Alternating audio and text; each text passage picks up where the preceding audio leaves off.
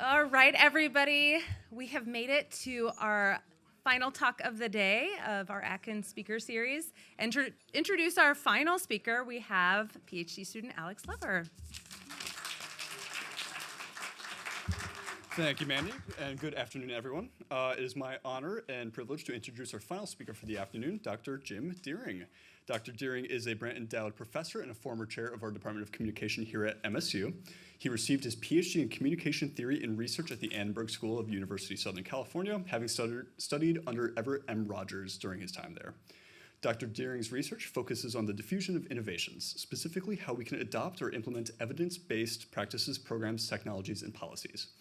This program of research has been applied to many different contexts. For example, his 2021 paper in human-machine communication explores the different factors that may affect the adoption of AI agents, such as anthropomorphism.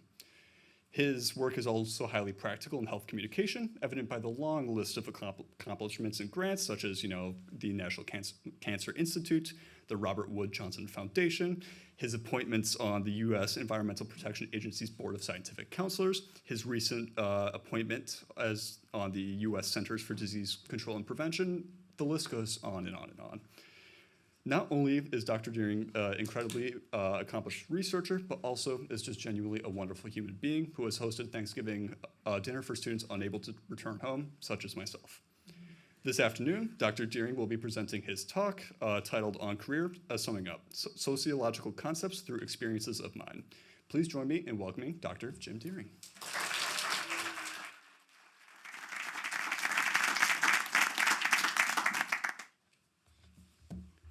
Alex, you played it straight. I didn't hear any jokes at all. The turkey one was pretty good. My first public presentation at Michigan State University 35 years ago must have struck some listeners as puzzling.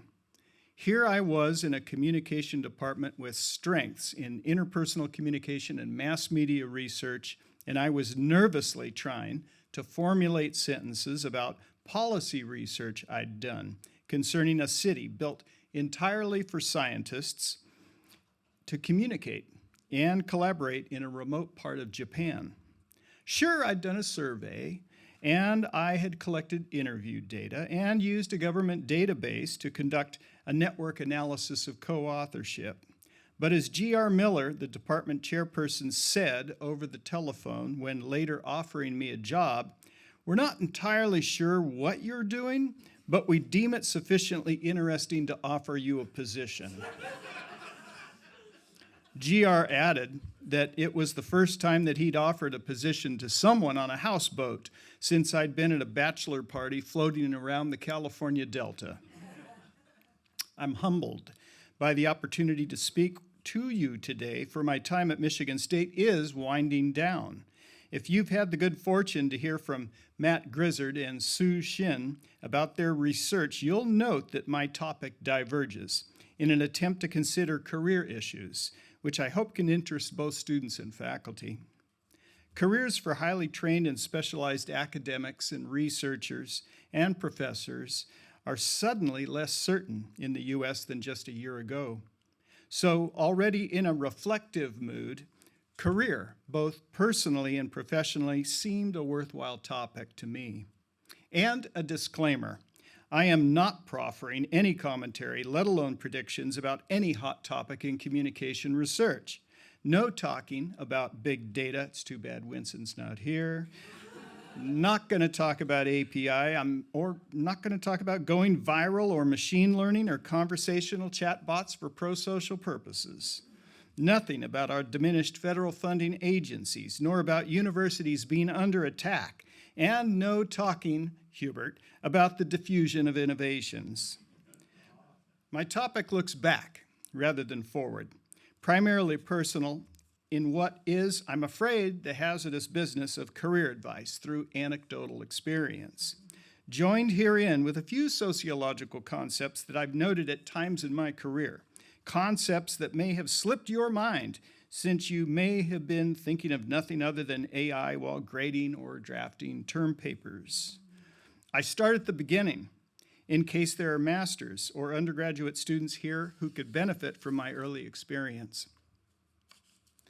The first mistake I made when trying to become an academic was in preparation for graduate school. I had succeeded in my application. The Annenberg School of Communication, now the Annenberg School for Communication and Journalism at the University of Southern California, had admitted me into their doctoral program without a master's degree. But upon preparing for a move to Los Angeles, I read only one book, and it was the wrong book. The professor I was going to study under, Everett M. Rogers, was famous for writing Diffusion of Innovations. I didn't know that. I read another of his books, Silicon Valley Fever, Growth of High Technology Culture, co-authored with Judith K. Larson.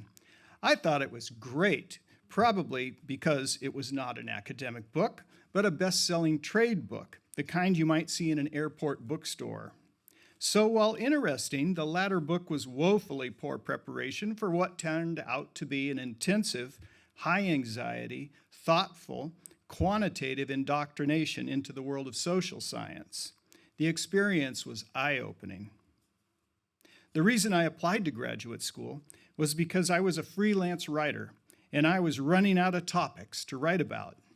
I note that my first journal publication was the co-authored article, Measuring Noise Exposure for a Drum Player, in Physics Teacher, reporting the results from a test we conducted in an anechoic chamber measuring the areas of the cochlea which were most likely damaged from banging away on a drum set, which was what I was doing in the anechoic chamber. This proved an accelerant for my retirement from drumming. I'd become bored with my topics because they were largely based on personal experience.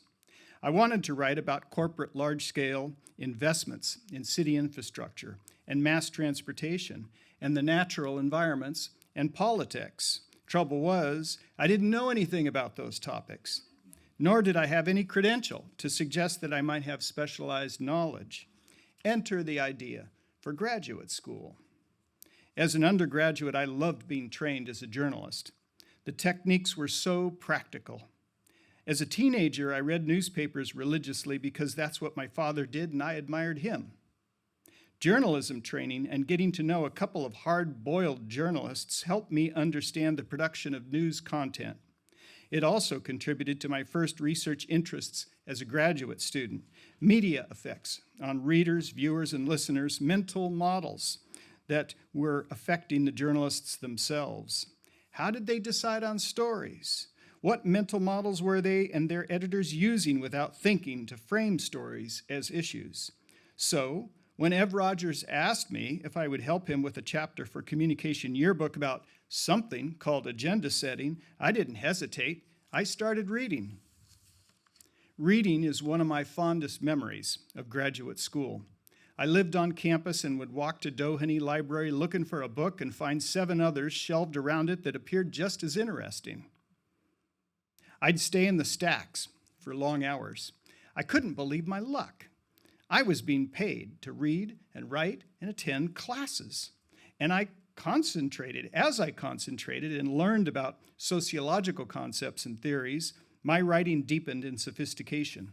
I remember a first seminar paper I wrote for the renowned sociologist Elihu Katz, whose dissertation was the basis for the classic 1955 book Personal Influence, co-authored with his mentor Paul Lazarsfeld. Elihu told me my paper was not interesting. I was hurt and embarrassed. I thought I was beginning to understand the new ideas to which I was exposed.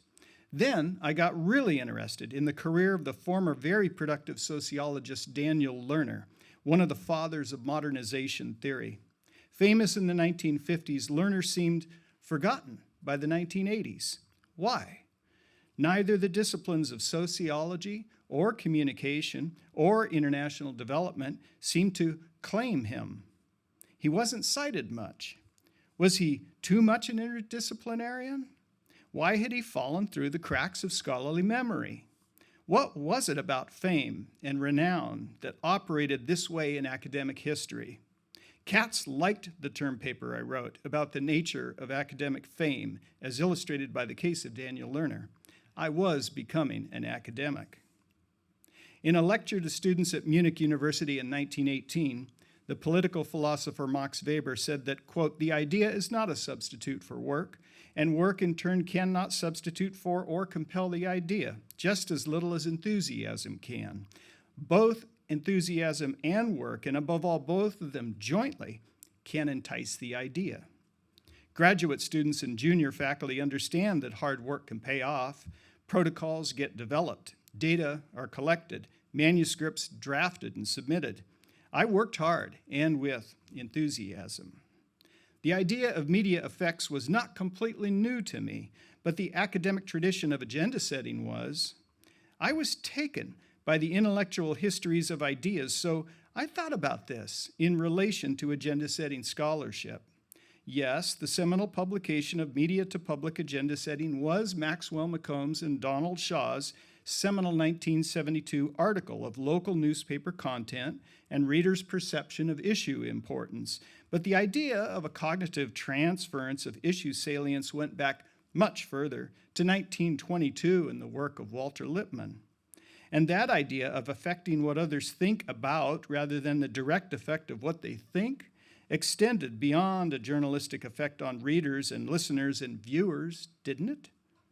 The more I searched, the more I became convinced that political scientists from the 1950s onward were exploring much the same idea of issue transference, as were sociologists who were studying what affected the production of news.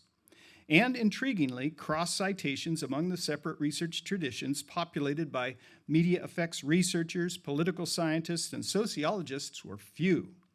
Did these scholars even know of each other's work? Or were they just not aware of what each of them were doing in their traditions? How curious and exciting for a 20-something kid, me, in the USC library stacks. Everett Rogers and I integrated these strands of research into a model that we called the agenda setting process. I covered an entire wall in my office with a taped-together printed who-to-whom citation matrix to visualize the three research traditions and their weak cross-citation patterns. Along with my fellow student Soon Boom Chang, we then demonstrated how the longitudinal technique of time series analysis could help us reconceptualize the cross-sectional agenda-setting research paradigm as a more inclusive societal agenda-setting process. I didn't realize it at the time, and I don't think that Ev Rogers did either, but essentially we were reconceptualizing agenda setting as issue diffusion. At about this time in the mid to late 1980s, we purchased a data set of public opinion survey results, all the instances that polling organizations in the U.S. had asked a national sample of adults about the issue of acquired immune deficiency syndrome, or AIDS. Surprisingly, they had done so 412 times from 1983 to 1987. I remember sitting on my graduate student office floor with 412 pieces of paper spread out, a big mess. I was categorizing the answers by respondents into thematic stacks of paper. I stood up to stretch, looked down, and just froze. It struck me that I was not only staring at the answers to the questions about AIDS, the public agenda results for that issue, I was also staring at the questions asked, data about what I came to call the polling agenda for the issue. It was as if I was seeing for the first time something, a sociological concept that had been right in front of me for weeks. I went on to analyze how the polling agenda interacted with the media agenda for that issue over time, winning the American Association for Public Opinion Research Student Paper Competition in 1988. I concluded that being surrounded by data, even if on the floor, was a pretty good way to see new things. My doctoral cohort was a serious bunch, an outlook partly born of fear. We were surrounded by serious faculty who expected serious things. They inoculated us against frivolity. As grad students, we took pains to show that we belonged. No entertainment, no attendance at sporting events, no public acknowledgement of fun or relaxation. We actively disassociated ourselves from the excitable undergraduate population. For me, this lasted 1 year. I concluded it was silly, a missed opportunity not to participate in the cultural life of a large university. The zaniness of a big university undergraduate and alumni behavior is worth knowing if one is interested in codes and conformity and norms and crowd behavior, all sociological concepts in which I was interested. I started going to the football games. I was particularly taken with the way that sporting event outcomes, victory and defeat, affected community members, and not just those at the university. Happiness, anger, optimism, resignation, commiseration, you heard it and saw it, and you felt it in so many encounters. I was fascinated that cultural attachment was so strongly tied to these seemingly non-serious ritual events. I concluded that having fun while in a communication unit was a pretty good idea. We were being acculturated. Our aspirations to become faculty or professionals meant that we actively sought to lose the identities we had as first and second year doctoral students. At the time, I was reading about the training of change agents, paid staff, usually drawn from communities one wanted to in turn affect. One wanted to affect change agents who underwent what Sam Larson and I have come to label learned professionalism. Diffusion researchers of yesteryear had found that change agent effectiveness decreases over time because they aspire to become like their mentors and thus less like those they left behind, who become the objects of our behavior change campaigns. The lesson for me was to try to stay grounded in the experiences and perspectives of those people we seek to help or affect. Perhaps because of being trained as an undergraduate to propose manuscripts as a freelancer to magazine and newspaper and book publishers, I had fallen in love with proposal writing. Later here in this building, I was to fall in love again with a woman, but that's another story. When I first arrived at Michigan State as a new assistant professor, I found a letter addressed to me in the faculty mailroom. Yes, there was a faculty mailroom. It was an announcement of a research funding opportunity mailed to a number of people. The letter was signed by Dale Manty, a scientist from the Office of Research and Development at the U.S. Environmental Protection Agency, the EPA, in Washington, D.C. Dr. Manty wanted a social science team to study what he was calling technology transfer from universities to companies and governmental units involved in cleaning up hazardous waste sites. The EPA was funding university microbiologists and engineers to discover new ways to clean up toxic waste sites more completely and at less cost than current methods. As the EPA saw it, the teams that they were funding to develop microbial and engineering innovations were successful, but their technologies were not being licensed or purchased by companies and governmental units to clean up contaminated sites. The EPA wanted to know why. To me, this sounded like the non-diffusion of worthy innovations and thus was pretty interesting. Like other land-grant universities, Michigan State, with its mission, includes the application of scientific knowledge to address societal problems as a central tenet.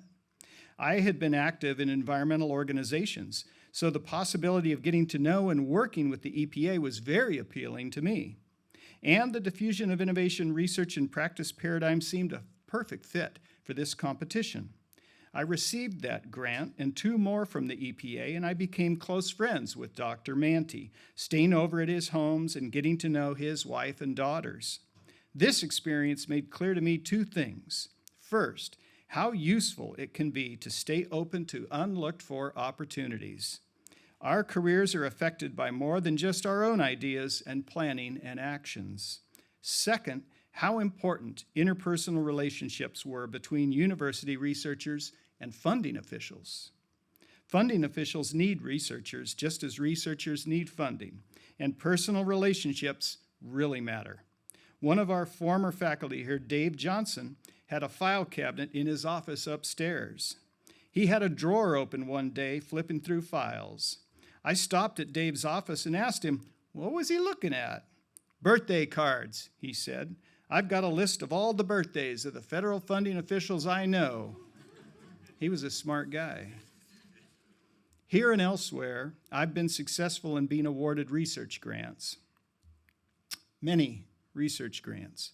In actuality, though, I fail all the time at this sort of persuasion. The simple secret is that it's a numbers game. You can't be considered for a grant if you don't apply, and you're not likely to get a grant if you don't apply repeatedly. Doing so is also the best defense against feeling sad or inadequate when you don't receive a grant. It's a rejection of an idea and not you. I've come to see getting grants as an exercise in compatibility between your idea and those of a sponsor. Seen this way, failure is a misalignment between your idea and what that sponsor may want. My success in this regard is partly due to my interest in applied research, in addressing challenges outside of academia and certainly outside of the communication field. In the Department of Communication, I haven't been unique in this sort of interest. Irv Beddinghaus, Brad Greenberg, Judy Burgoon, Sandy Smith. They and numerous others saw value in applying what they knew to societal problems. Another lesson I've learned about funded research is to collaborate, sometimes as the lead, sometimes as a bit player. That helps keep you funded all the time, despite changes in funder priorities.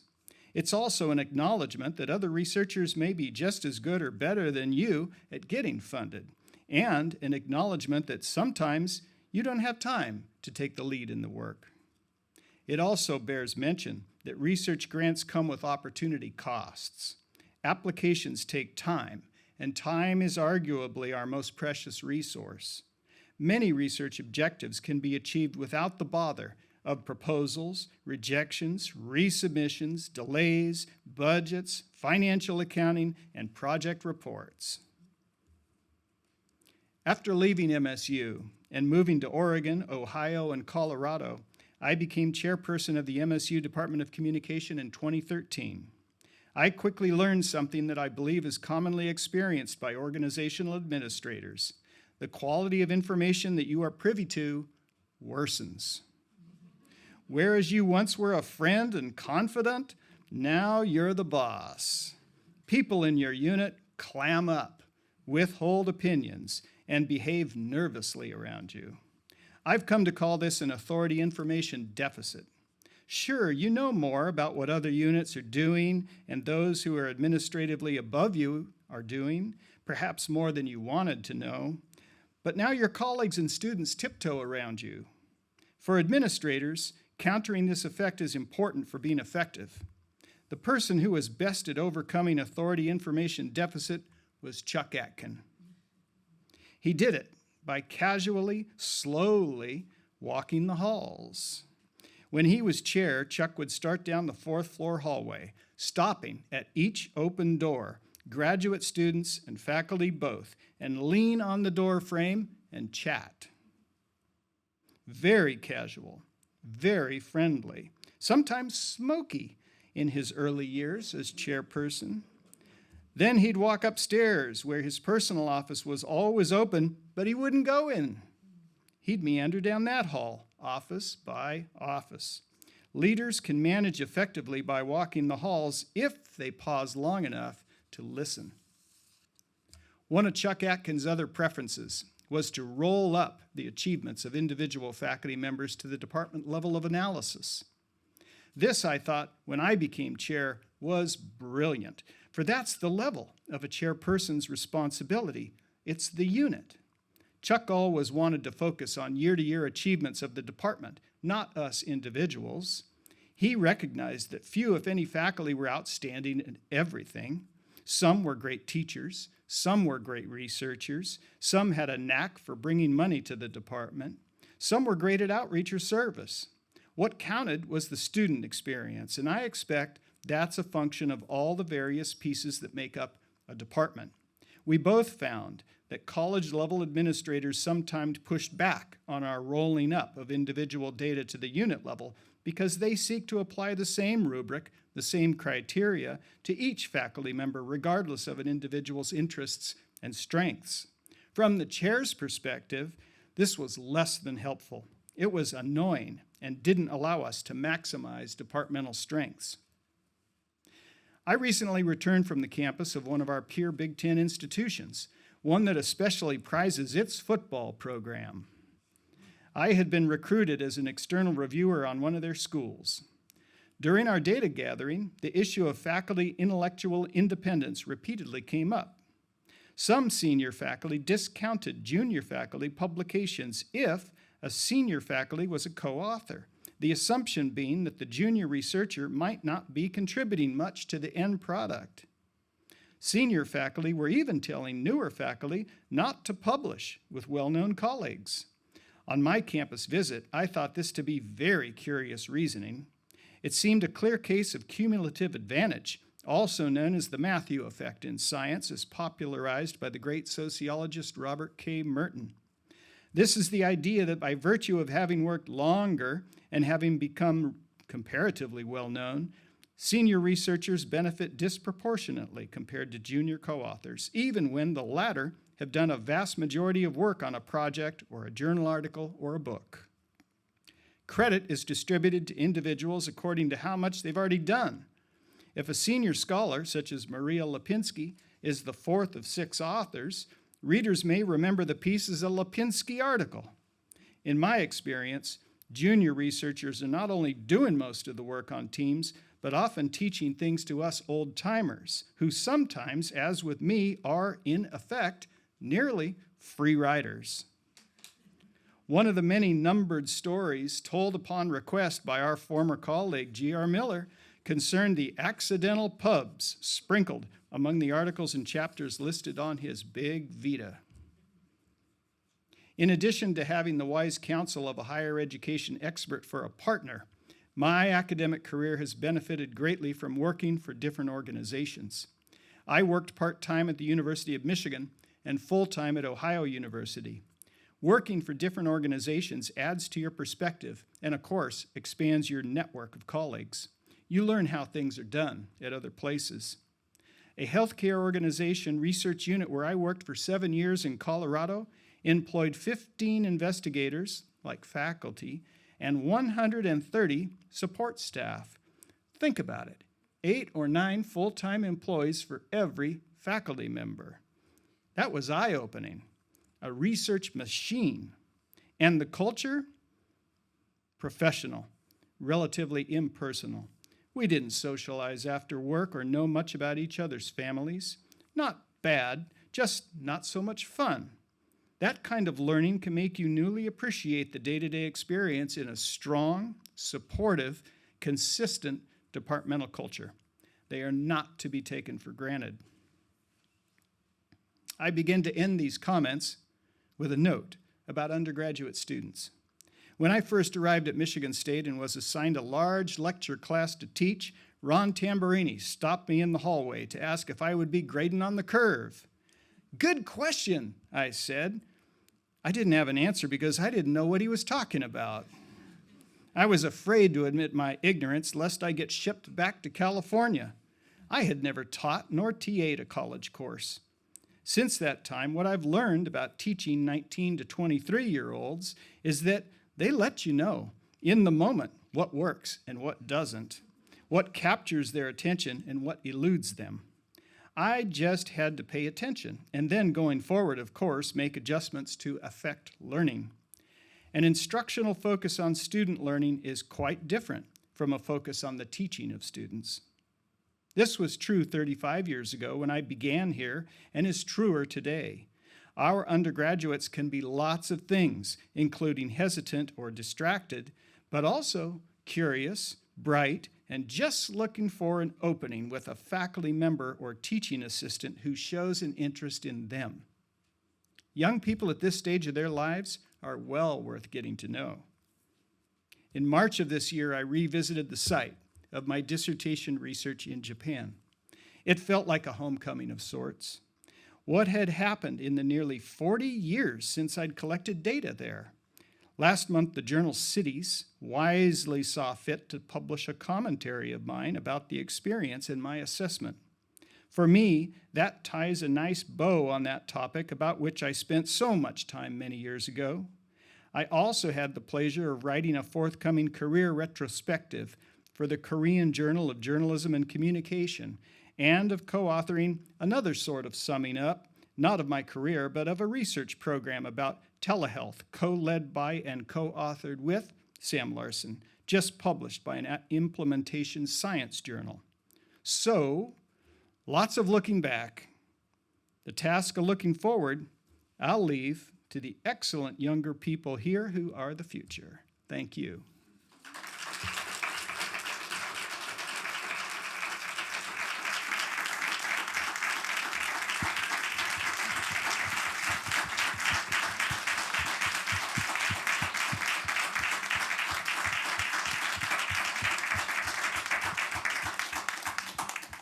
Thank you so much, Jim, for sharing your comments. I am sure you inspired some questions from the crowd. So, Alex, if you'd like to. Questions for Jim? Comments? If Ron's going to ask me about grading on the curve, I still don't understand it.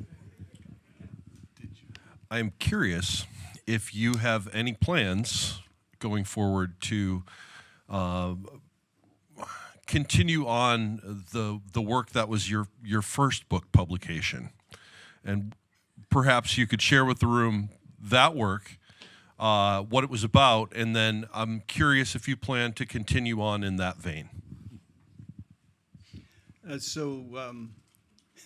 I'll preface that, Brandon, by saying that once when I was staying over at Ev Rogers' house in the Hollywood Hills, he had a row of books against his kitchen where Lyle Lovett had broken a bottle of tequila earlier. And I noticed a cookbook. And so I pulled out a cookbook because I like to cook. I pulled out this cookbook and started looking at it, and it was by Ev Rogers. And I said, "Did you write this?" And sure enough, he said that was his first book. So my first book was not a cookbook. It was called Making Money, Making Music, No Matter Where You Live. It was a small-time business book for musicians, because I had been a working drummer for 12 years in different kinds of bands in Northern California. And what I noticed repeatedly is that these nice people I was playing with would get into arguments, and band breaks up, band reforms, band great. You know this story, right? They just come and go all the time. None of them know how to negotiate. None of them had good organizational skills. You know, small group communication, nothing of the sort. They play guitar. That's about it. So I thought the book was a pretty good idea. It had nothing to do with music. It had a lot to do with, staying together. And to answer your question, I have book plans, but not like that one. What are they? Tell us. 2 novels planned. One of them that's been rewritten for years. Not ready for prime time yet, but it's going to happen. Romance novel? No, they're not romance novels. Neither one of them. This is reception conversation. Now we know, yeah, the questions you can ask Jim tonight and tomorrow night. That's right. That's right. Tell the accidental publication story. That's a good story. You remember the story? You know it better than me, Bill. Well, I do know the story. All right, I'll tell the story. I'm just kind of begging for the story. So we were in the mailroom having a conversation, because that's where we'd hang out. So there was Burgoon and Jerry Miller, myself, and Don Ellis. And every Friday, it was mail day to figure out if you got a publication, because there was no email, and so you got a letter that said either the publication was accepted or not. So Miller would always hang around his mailbox just to see if he got another publication that week. So we're all sitting in there waiting for the mail to come in and sharing conversation, and mail comes in, and sure enough, Jerry opens the letter and says, "Oh, I got another publication," and blah, blah, blah, and he lays it out and he talks about it, and Ellis says, "You got another publication?" He said, "Yeah." He said, "You get more by accident than anybody else does intentionally." And Miller couldn't have been more offended. He says, by accident, you mean I'm just walking around campus and there's a publication laying on the ground? Let me pick that thing up and send it in. And so he was all irritated as crazy over the mere suggestion that anything he published was an accident. And he and Ellis went back and forth on that. Shortly after that, he got a letter saying that he had a publication that he didn't even know had been Oh, submitted. that's right. That's right. That's correct. He did. He didn't realize that he'd gotten it. And then Ellis even reinforced that. Yeah. Went nuts with Miller about that. So that was hysterical. Any other questions at this time? Matt. Matt, you know, this worked out pretty well, starting with a young scholar like Sue, and you went into mid-career description, and I ended up with later in life, so not so bad. Yeah. Unplanned. I'll give you two questions, and you can pick the one that you want to Oh, good. answer. So one of them is, do you have any... A lot of my life has just been pure accident. Like, I don't know how I ended up where I am sometimes, and I'm like, I can't believe I got here. Are there any, like, accidental moments that, like, stand out in your career that, like, you did not plan for and, like, looking back on it, you couldn't explain? So that's one question you could pick to answer. And then the second question was, even though, like, I'm mid-career now, which feels weird to say, but I've also noticed ebbs and flows over time, and, like, I wasn't comfortable with that as a younger scholar, and I'm getting more comfortable with, like, the ebbs and flows. So do you have any comments or thoughts on, like, ebbs and flows within a career?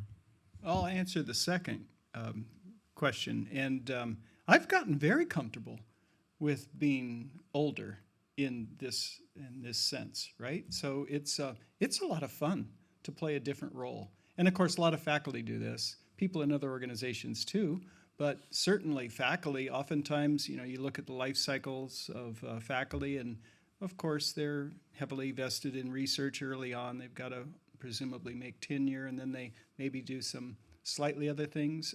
They end up paying more and more attention to teaching and trying to give back in other ways, and maybe they're less able to do the kind of research they did.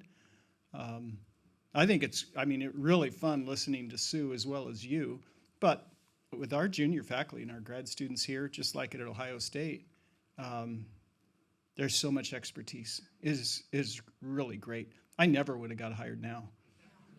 No way. But I loved your job talk when you gave it originally. Do you remember that? Sure I do. Of course I do.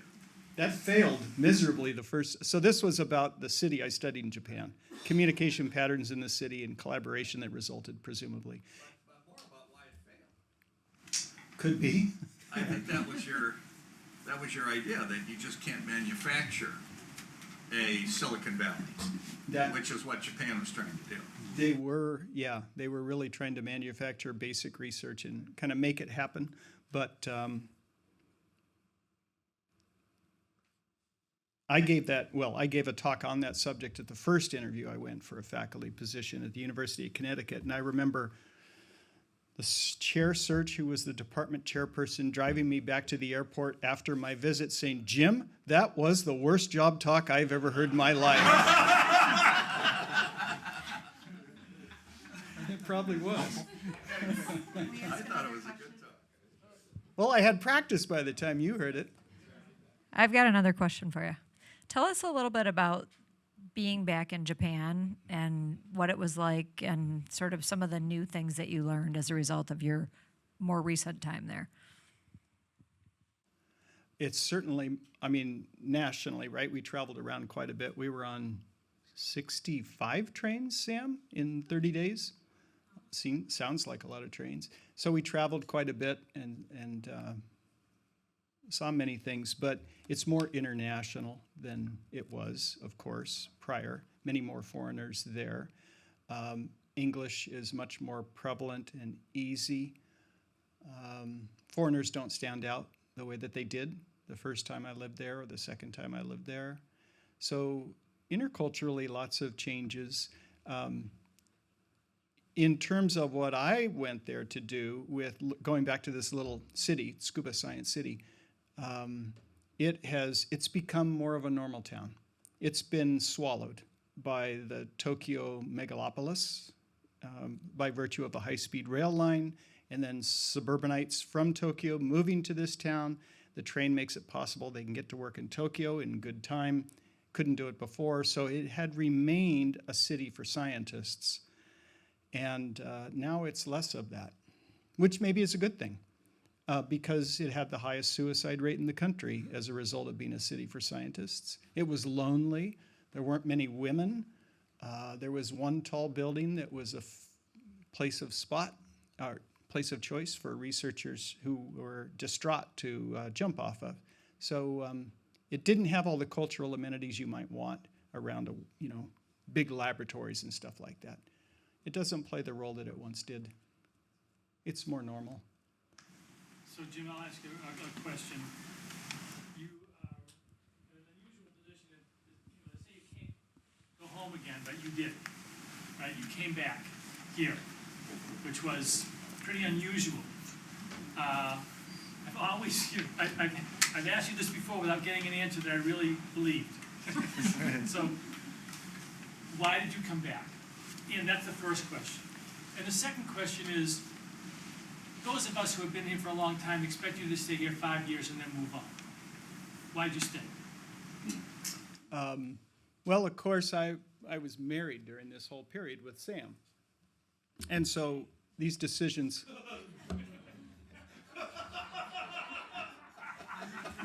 I fortunately didn't hear that. Any decisions we made, of course, were made together.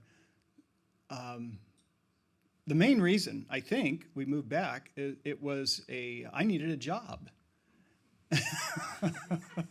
Because I had been working for a big healthcare system, as Sam had been too, in Denver. And we each had good jobs there. Mine was in a research department, but it was a soft money shop, right? 15 investigators, 130 support staff. If you weren't getting grants, you could stay, but they wouldn't pay you anything. Not much of a deal. So I was getting to the point where, for whatever reason, my funding was on the cusp of going down, and so I needed a job. And it was either going to be between University of Washington or Michigan State. We went out to Seattle, looked around, didn't quite make sense to us, and then we came back here and realized, oh my God, these people are all still here. We really like these people. Why didn't we realize this earlier? So we moved back. And then why did we stay? Well, You moved quickly, right? You stayed here a long time. It surprised me. this is all Sam's fault. All the moving, all the many moves. You're right. I should have known to ask Sam. Give Sam the mic.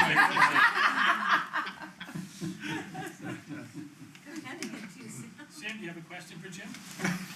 I have one too.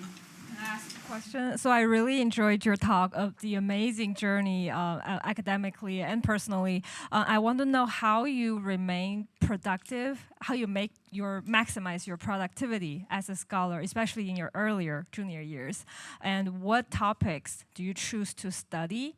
Are they grant driven or personal interest driven, or like theoretically driven or method driven? Good questions.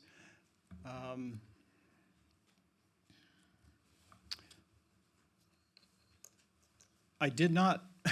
I was going to write a paragraph in this speech about work family balance, and decided that I really had nothing to say on this topic. Like. Maybe you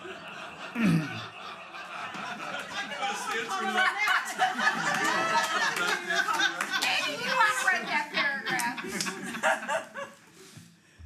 Most academics and many other kinds of people, right? But most academics, early in their careers especially, because of pressures, job pressures, are poor at balancing work and family. And so Sam, I mean, I remember the same scene I remember, right, is when I was grading papers in the living room of our first house, and our son was in a little plastic thing on the floor looking at me, and an infant, and you walked into the room, and I'm grading papers in a chair, and you walked in the room and said, "What are you doing?" I said, "I'm grading papers." He said, "That baby just wants your attention. Why don't you be a father?" And that kind of gave me some course correction, right? To realize that this was not sustainable unless I did some things different. So, but it's a typical experience for many grad students or young faculty. I have both been grant-driven and driven by personal interests. And also, I mean, I've worked almost exclusively for a long time now within one research paradigm. So I could also say, yeah, all I do is apply the same concepts and methods. It's like carrying a little bag, right? Same concepts and methods to different problems and possibilities. And so in many ways, I'm doing the same thing over and over. To an external observer, it probably looks like I'm all over the place doing all kinds of different things. That is completely inaccurate. I study the same things in different contexts over and over, but it's the different contexts, of course, that make it fun. You're always learning stuff. So right now it's micronuclear reactors. That's our topic of the day, isn't it, Hubert? I think that's our flavor of the week.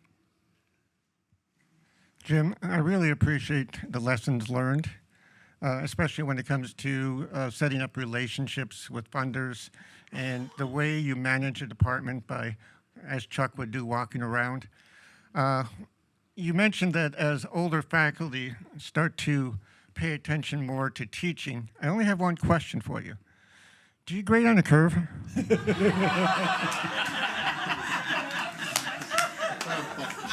Ron had to put him up to that. Thanks, everybody.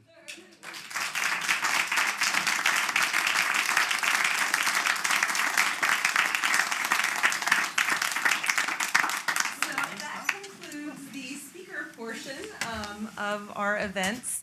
The Charles K. Atkin Distinguished Speaker Series. Thank you so much to Su-Yan Chen for joining us, to Matt Grizzard, and of course Jim Deering for being our speakers.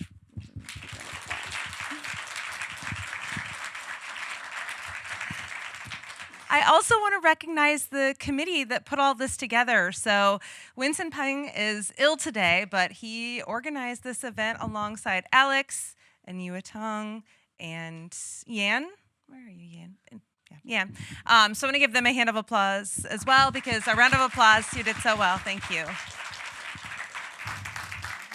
So what's up next? Right now, well, it says 4:30, but I assume right now. Yeah, people are going to head over to 1 North, formerly known as Reno's East, for a happy hour. And then, of course, tomorrow evening is our annual Comtoberfest at Mo and Sean's house, starting at 6 o'clock. So there'll be plenty of opportunities to socialize, ask our speakers questions, and just celebrate this amazing department and the amazing people who are in it and who have come from this department. It's been such an inspiring set of speakers and questions and lunch chat. So I just thank everybody for coming out and enjoying this time together. Thanks again. Yay.